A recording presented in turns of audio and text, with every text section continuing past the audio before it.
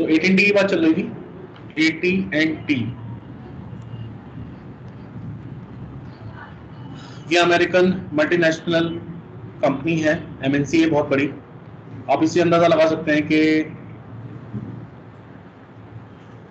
17,176 crore $US इसका revenue है, profit. ठीक है, 1983 में फाउंडेड है।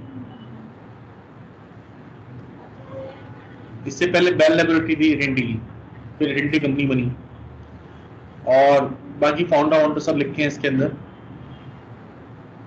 AT&T mobility and AT&T communication, बड़ी इंटरलिंक है आपस में। थोड़ा सा आइडिया हो गया आपको? हाँ जी। तो अब आते हैं वापस।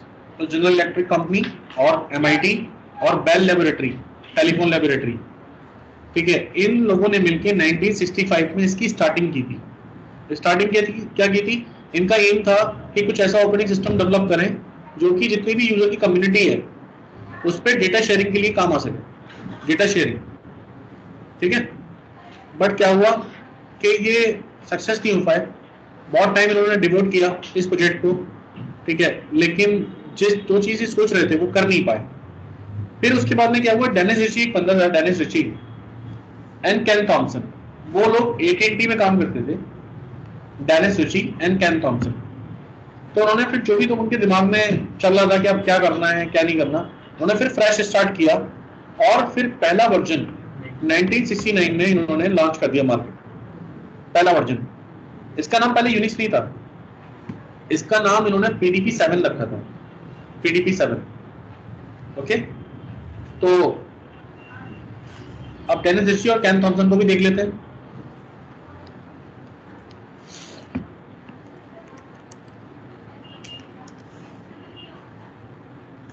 स्पेलिंग क्या है इनकी?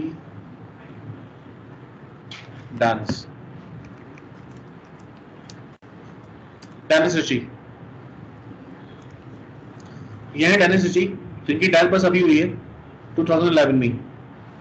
ऑलमोस्ट जो एप्पल के जो फाउंडर थे, क्या नाम था उनका?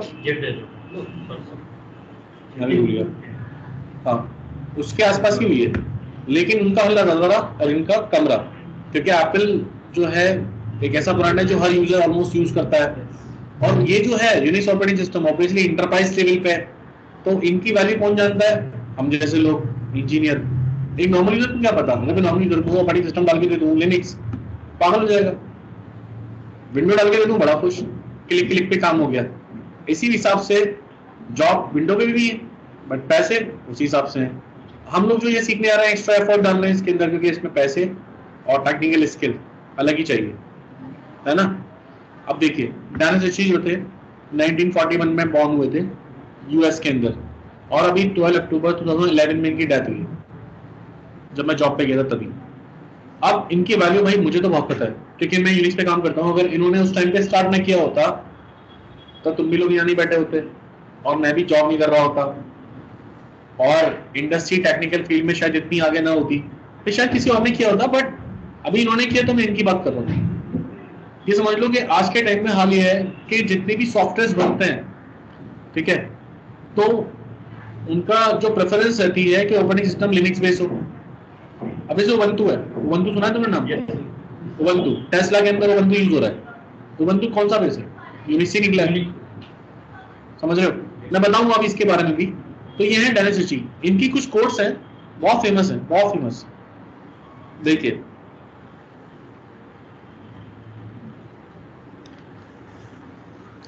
Unix is simple, it just takes a genius to understand its simplicity. Unix बहुत सिंपल है, बस थोड़े जीनियस चाहिए इसकी सिंप्लिसिटी को समझने के लिए। जैसे आप लोग हो, बस प्रूफ करना है आपको, क्या आप होगे नहीं। बहुत सिंपल है, ठीक है। तो ये है डेनिस रिची, और जो केन थॉमसन है उनको भी देख लीजिए आप। अच्छा, जवानी को देखते हैं, जवानी में कैसे रहे। देखिए, ये कंप्यूटर रखा है PDP-7 और डेनिस रिची ये खड़े हुए, ओके। ये है डेनिस रिची, और इनको नोबेल प्राइज भी मिल चुका है, ऑब्वियसली डिजर्व करते हैं यार, मिलेगा नहीं? The only way to learn a new programming language is by writing programs in it. अगर तुम चाहते हो कि नई प्रोग्रामिंग लैंग्वेज सीखो तो उस लैंग्वेज में प्रोग्राम राइट करना सीखो. ऑब्वियसली देखो, तुमने लैंग्वेज सीख रहे हो खाली, बट तुम कर नहीं रहे हो, तो क्या सीखे? करते रहो तो ऐसी आ जाएगी. क्या कहना है, मैंने अभी तक जो भी सीखा है मैंने किया ज्यादा है, सीखा, इम्प्लीमेंट किया, अमल करना पता तो चल गया, इसका मतलब ये होता है. बट तुम यूज में नहीं ला रहे, प्रैक्टिकली नहीं कर रहे, तो क्या सीखोगे आप, है ना? तो ये है हमारे डेनिस रिची और ये है कैन थॉमसन. ठीक है, that brings me to Dennis Ritchie. Our collaboration has been a thing of beauty. Dennis Ritchie और कैन थॉमसन, इनका मतलब बहुत अच्छी दोस्ती थी. तुम देख रहे दोनों एक खड़े हुए थे, एक बैठे हुए थे, और इन्होंने मिलकर बहुत कुछ किया है. तो अपने बारे में बता रहे हैं डेनिस रिची के बारे में. ये है कैन थॉमसन. ठीक है, अब इनको देखो दूसरी course. When I read commentary about suggestion for where C should go, I often think back and give thanks that it was not developed under the advice of a worldwide crowd. अभी तुम्हें और चीजें बताता हूँ, रुक जाओ. तो Dennis Ritchie दिख गया. अभी कैन थॉमसन पे आ जाओ.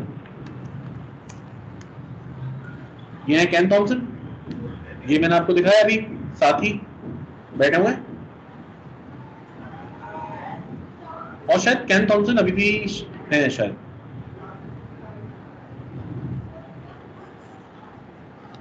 Pioneers of computer science, Dennis Ritchie and Ken Thompson. कैन थॉमसन अभी डाउन हुए थे लेकिन अभी हयात है, मतलब लाइव है. ठीक है, और इनकी बहुत पिटिशंस हैं, बहुत फेमस हैं.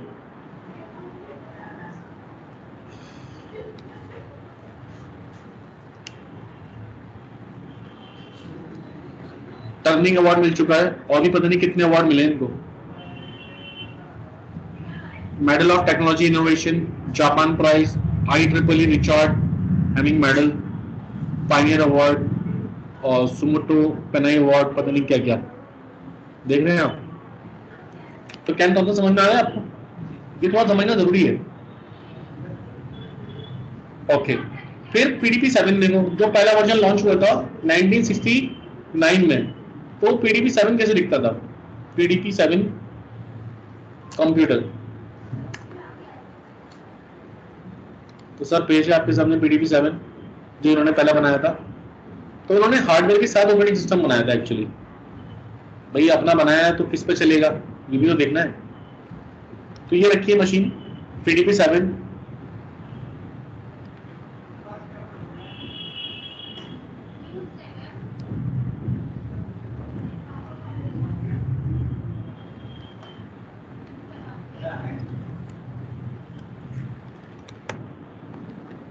देख रहे हैं कीबोर्ड टाइप का अलग सा, स्क्रीन पूरी अलग, और पता नहीं क्या क्या.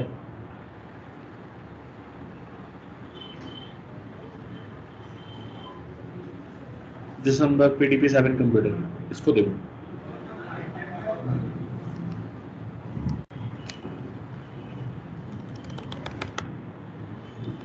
PDP-7 कंप्यूटर, ये हुआ है मॉनिटर, और बाकी क्या टाइपराइटर वगैरह कुछ रखा हुआ है, और बाकी जो भी कर रहे हैं. तो ये था PDP-7.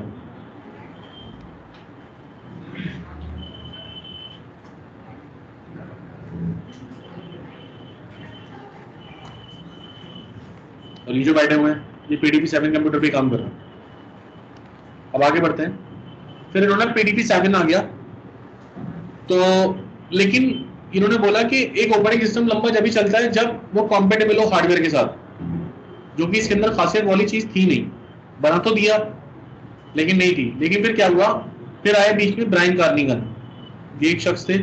इन्होंने PDP-7 का नाम चेंज करके यूनिक्स रखा. इन्होंने रखा नाम यूनिक्स. किसने? Brian Kernighan. अब ब्रायन कार्निगन को देख लीजिए आप.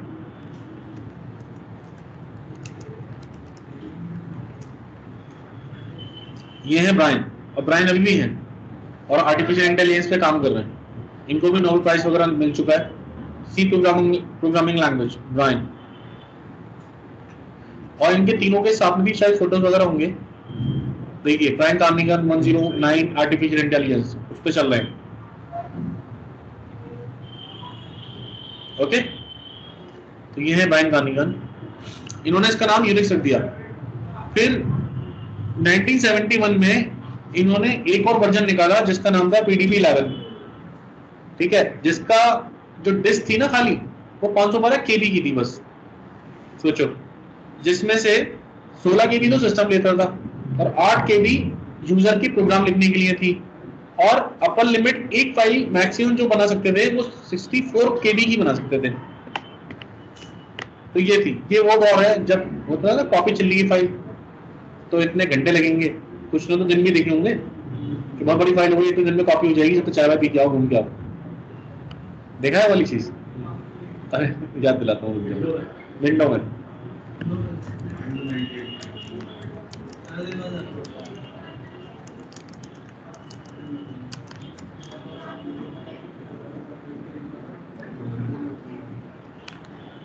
अभी तो बहुत इजी होती है, बहुत फास्ट होती है, तो मैं देख रहा हूँ जो XP 98 वो जो दौर था जिसमें महीनों भी दिखा दिया करता था कभी कभी,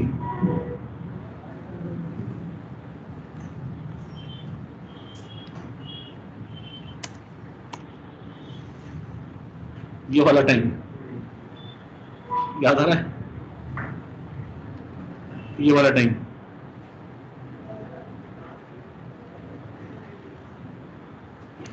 खैर, तो PDP-11 बना दिया इन्होंने, 512 KB की डिस्क रखी, 16 KB सिस्टम के लिए, 8 KB यूजर के लिए, और एक फाइल 64 KB की बन सकती थी। ये सब इन्होंने असेंबली कोड के हिसाब से मशीन डिपेंडेंट बनाई थी, जो कि पोर्टेबल ये भी नहीं हुआ, जो कि की रिक्वायरमेंट है ऑपरेटिंग सिस्टम की कि पोर्टेबिलिटी बहुत जरूरी है। मतलब अब देखिए, आपकी डेल की मशीन है, किसी की HP की है, किसी की कोई और कंपनी की है, अब ऑपरेटिंग सिस्टम जो हमारे पास है, जो हम आपको पढ़ाएंगे, अब वो सिर्फ डेल पे ही चले और लिनोवो पे ना चले, बाकी पे ना चले, HP पे ना चले, तो फिर क्या फायदा, वो मार्केट में कैसे बिक पाएगा? तो इस चीज को बोलते हैं पोर्टेबल। पोर्टेबल मीन्स कि ऐसा ऑपरेटिंग सिस्टम जो सब पे चल जाए, जैसे विंडो, कोई सा भी लैपटॉप लिया सब पे चल जाएगा, तो वो पोर्टेबल है। अभी लिनक्स है तो वो भी पोर्टेबल होना जरूरी है। तो जो PDP-11 और 7 आए थे उसमें परेशानी थी कि वो पोर्टेबिलिटी नहीं हो पा रही थी। फिर क्या करा, इसको ठीक करने के लिए केन थॉमसन ने एक नई लैंग्वेज बनाई, बी। तो सी से पहले एक लैंग्वेज आई थी बी, और बी लैंग्वेज किसने लिखी? केन थॉमसन ने। कोई डाउट इसमें? पूरा इन्होंने पूरा का पूरा कोड लिख डाला असेंबली लैंग्वेज से उठा के पूरा बी लैंग्वेज में, लेकिन बी में भी प्रॉब्लम थी, बी लिखने के बाद भी पोर्टेबिलिटी सही से नहीं हो पाई।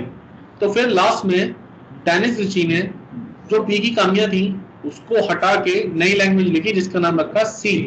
तो सी लैंग्वेज किसने लिखी है? Dennis Ritchie. मतलब ऑपरेटिंग सिस्टम भी बनाया और पूरी लैंग्वेज भी बनाई सी। तो सी के फाउंडर है डेनिस रिची और बी के फाउंडर है केन थॉमसन। याद रहेगा? अब सोचो, हमारे तो पढ़ने में हालत खराब हो जाती है और ये वो लोग हैं लीजेंड्स जिन्होंने बनाई है, हम तो सीखने में हालत खराब हो जाती है कि सी, अरे यार सी सीखनी है और सी उन्होंने बना दी, तो क्या लोग होंगे वो। अब फिर 1973 में PDP-7 डे से शुरुआत हुई थी।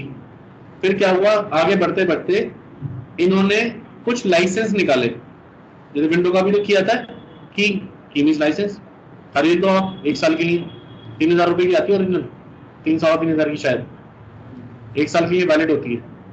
तो इन्होंने यूनिवर्सिटीज, कंपनीज और अदर कॉमर्शियल इंस्टीट्यूशन जो है उनके लिए लाइसेंस निकाले, ठीक है। तो हाँ, उसके बाद में कुछ इन्होंने डेवलपर्स को भी बड़ा इंकरेज किया कि इसमें कुछ कैपेबिलिटीज हैं जिसको बढ़ाया जाए और इसको अलाइव रखा जाए, ठीक है, टाइम के साथ साथ।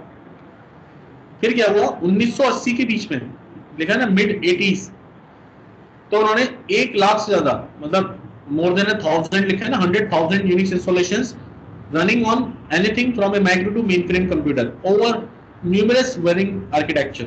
डिफरेंट जो मशीन थी उस पे 1 लाख से ज्यादा 1980 के आसपास ऑपरेटिंग सिस्टम रन हो रहे थे मशीन्स पे। ये कितना फेमस हुआ, ये 1980 की बात चल रही है, ठीक है, जो कि एक क्या लगे ना, remarkable achievement for an OS by any standard. एक ऑपरेटिंग सिस्टम के लिए बहुत बड़ी बात है कि 1 लाख से ज्यादा 1980 के आसपास ऑपरेटिंग सिस्टम रन हो रहे थे मशीन्स पे, और ये अभी भी रिकॉर्ड कायम है कि जो कंप्यूटर नेटवर्क जो बेसिकली जो कॉर्पोरेट है वो सबसे ज्यादा यूनिक्स को ही प्रेफर करती है, क्योंकि यूनिक्स के फायदे क्या हैं वो आगे बताएंगे आपको। ओके, अब मुझे बताइए अभी तक जो भी मैंने पढ़ाया समझ आया कि नहीं आया, कुछ डाउट है? हाँ, समझ आ गया? कौन सी 3 कंपनियां थी? MIT, GE और AT&T। AT&T baler. शुरुआत कौन से सन में हुई थी? 65। सक्सेसफुली कब बनाया? पहला कौन सा वर्जन आया? उसके बाद नाम चेंज हुआ, किसने नाम रखा? ब्रायन ने। उसके बाद में फिर कौन सी लैंग्वेज आई? किसने बनाई? फिर उसके बाद में फिर क्या हुआ? किसने बनाई? और उसके बाद फिर 1980 के आसपास कितने हुए थे? 1 लाख से ऊपर micro to mainframe computer पे ये ऑपरेटिंग सिस्टम रन होने लग गया था। क्लियर हो गई हिस्ट्री? अगर आपसे कोई पूछता है यूनिक्स बैकग्राउंड क्या है बता दोगे? What is Unix? तो Unix is the most powerful and popular multi user operating system. ठीक है, अच्छा मैं एक नॉर्मली बात करता हूँ, ऑपरेटिंग सिस्टम से आप क्या समझते हो? ऑपरेटिंग सिस्टम जो कि हार्डवेयर को यूजर को एक्सेस करने के लिए हेल्प करता है। देखो ऑपरेटिंग एंड सिस्टम, इसको अगर मैं अलग अलग कर दूं तो सिस्टम को ऑपरेट करने के लिए जो भी प्रोग्राम चाहिए, जो भी कोड चाहिए, दैट इज ऑपरेटिंग सिस्टम।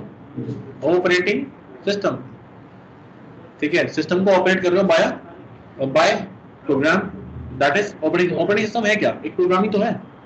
अब चाहे प्रोग्राम एक से बना हो या मल्टीपल प्रोग्राम मिला के एक प्रोग्राम बना दिया हो, है तो प्रोग्राम ही, है ना? तो कोई भी हार्डवेयर या मशीन जिसको मैंने बोला, उसको अगर आपको ऑपरेटेबल बनाना है, ऑपरेशन में लेके आना है, तो फिर आपको ऑपरेटिंग सिस्टम चाहिए। ऑपरेटिंग सिस्टम, ठीक है। अब ये वाला हम नहीं पढ़ेंगे क्योंकि ये पुरानी इसकी कहानी लिखी हुई है, इसको तुम छोड़ दो। लेकिन मैं ऑपरेटिंग सिस्टम की बात करूं आज के टाइम में कि तुमने पढ़ा ऑपरेटिंग सिस्टम है, अच्छा चलो बहुत बढ़िया बात है। मार्केट में यूनिक्स बेस्ड ऑपरेटिंग सिस्टम जो आते हैं, ठीक है, वो कौन कौन से? उससे पहले मैं आपको बताना चाहूंगा, यूनिक्स समझ में आ गया आपके? यूनिक्स ऑपरेटिंग सिस्टम है। लेकिन हुआ क्या, आपने ऑपरेटिंग सिस्टम डाल रखा है, सबने डाल रखा है ऑलमोस्ट, तो मैंने कोई कॉस्ट लिया आपसे उसकी लाइसेंस की? कुछ नहीं ना। ऐसे ही जब यूनिक्स आया था तो लाइसेंसिंग निकाल दी इन्होंने, मतलब फ्री तो है, लेकिन अगर तुम्हें सपोर्ट चाहिए तो लाइसेंस की कॉस्ट देना पड़ेगा, जिसको उन्होंने लाइसेंस की जगह सब्सक्रिप्शन बोला। सब्सक्रिप्शन 1 साल का, 2 साल का, अलग अलग सब्सक्रिप्शन। तो आपने कहा ठीक है, लेकिन इन्होंने कोड शेयर नहीं करा। फॉर एग्जाम्पल बल्ब बना था, जेम्स वॉट ने इंजन बनाया, अगर वो शेयर ना करता कैसे बनाया क्या बनाया, तो आज बुलेट ट्रेन ना बनती या हाइपरलूप ट्रेन ना बनती, लेकिन पता नहीं क्या बनता, जो भी होता। तो शेयर करने से फायदे ही होते हैं, इनोवेशन होता है। अगर इन्वेंशन हो गई, आप उसमें चाहते हो कि और एडवांस जाए तो आपको कुछ तो शेयर करना पड़ेगा ना अपना। लेकिन यूनिक्स जब बना, इन्होंने कुछ भी शेयर नहीं करा। तो फिर क्या हुआ? 1968 कौन सा था? 1 मिनट,